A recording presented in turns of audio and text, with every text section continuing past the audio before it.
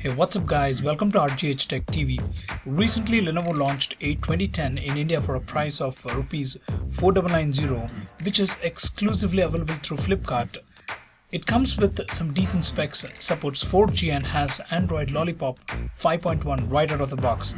In this video, let's unbox it, have first impressions, let's look at some tips and tricks. Let's see frequently asked questions and also camera. So join us for our unboxing and first impressions of Lenovo A2010 in 2015. Cutting the seals and opening the box, first thing we see is the phone itself, which is quite light as it does not have a battery installed in it. Then we have a micro USB to standard USB cable. Cable quality is good, but it's quite short in terms of length. We have a 1 ampere charger included, a 2000 mAh battery, a limited warranty card, quick start guide and other booklets. And finally we have earphones, which has a button to take in calls. Well, if you speak about the quality, well, frankly to say, it's not that good. But something is better than nothing. Now let's have a closer look at the device itself. Towards the bottom we have an indent through which we can remove the back cover to insert the battery. And if you notice closely, it's a dual SIM phone, where SIM 1 supports 4G, 3G and 2G, and SIM 2 supports only 2G.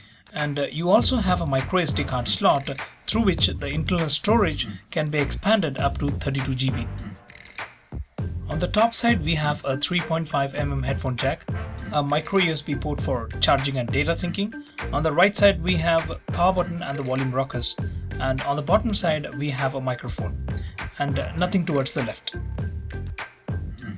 We have a 5 megapixel rear camera which has a LED flash and a 2 megapixel front facing camera. Both are fixed focus, and on the back side we have Lenovo branding and a rear mounted speaker. We also have a capacitive back, home and menu touch buttons on the front side. It weighs around 137 grams and has a thickness of 9.95 millimeters.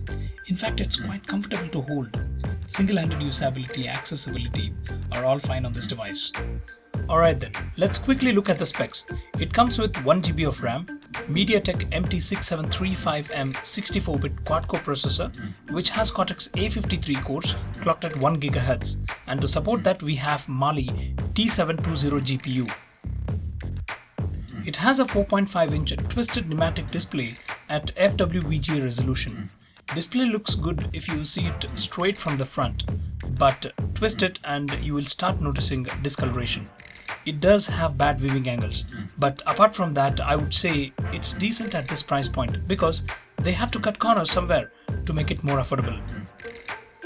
Now the fantastic and amazing thing about this device is it's powered by Android Lollipop 5.1, but it runs on Lenovo's custom UI layer on top of Lollipop. It's actually a filtered down version wherein some gestures and also features like screen pinning and guest mode are currently not available. One more good thing about this device is the lower SAR value. It has 0.353 watt per kg for head and 0.464 watt per kg for body, which is well below India's standards of 1.6 watt per kg. One of the best security features included here is app permissions, which you can access it under security settings, which lets you control what apps can access your camera, contacts, etc. So now let's see some basic tips and tricks. Swipe from top and you'll get to notification tray, and swipe again to get to quick toggles. Or else use 2-finger gesture to directly go to quick toggles. Now let's see how to take a screenshot. Press the power button and the volume down button at the same time, and it will capture the screenshot for you. You can access it through notification tray. Press and hold on the screen or use the menu button to change the wallpaper or add widgets. To add extra home screens, press and hold on any icon and move it onto the new screen, which will be dynamically added. Now you have the theme engine or a separate theme application.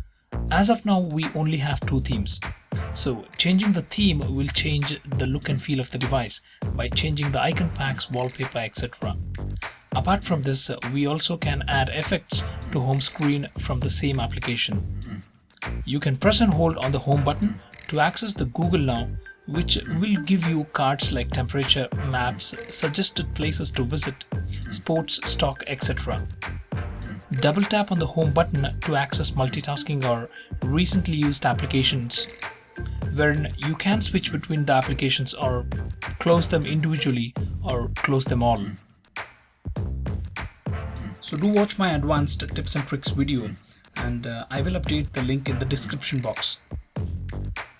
Now if you want to know whether USB OTG works, well, unluckily it doesn't, and this phone also doesn't have notification LED light. It also doesn't have magnetometer, so applications like compass doesn't work, but luckily navigation on Google Maps works perfectly fine. It does have accelerometer and proximity as sensors. Regarding 4G speeds, I got around 10 Mbps on download and around 0.6 Mbps on upload here in Bangalore. If you consider benchmarks to be appropriate, then here are the scores for you. It scored 19,839 on Antutu, 57.2 frames per second on Nina Mark II, and supported 2 multi-touch points.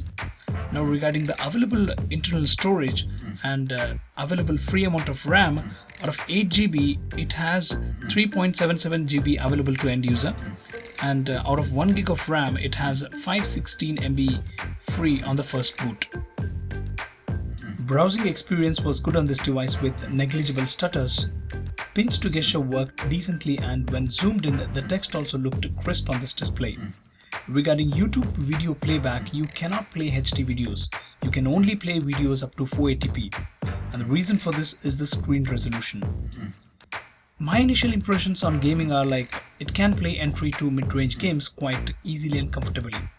Anyway, I will make a dedicated video with HD games, and then we will test it how it performs, and let's see if it heats up.